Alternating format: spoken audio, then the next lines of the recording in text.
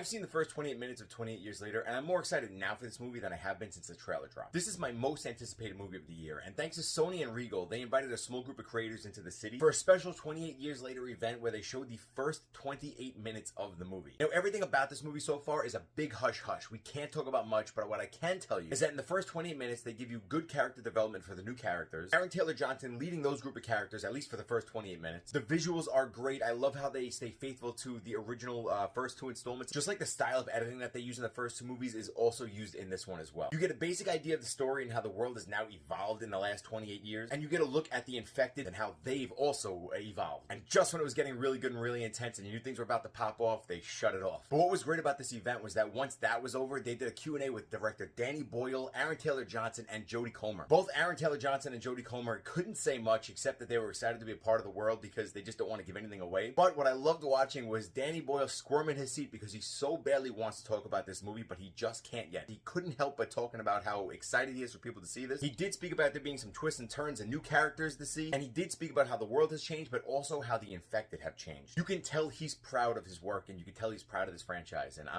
it made me more excited to see this movie. But if that wasn't good enough already, at the end of it all, they screened the original 28 Days Later movie for all of us. They showed it in full, not just 28 minutes of it, because I would be really annoyed if that was the case, but it was great to see the movie again. I hadn't seen it in so many years, and it was a great refresher before seeing 28 Years Later. Of course, I went home and watched 28 Weeks Later a couple days later, just so I'm all caught up for this movie, because I am screening the full thing tonight. If you're as excited about 28 Years Later as I am, let me know down in the comments below.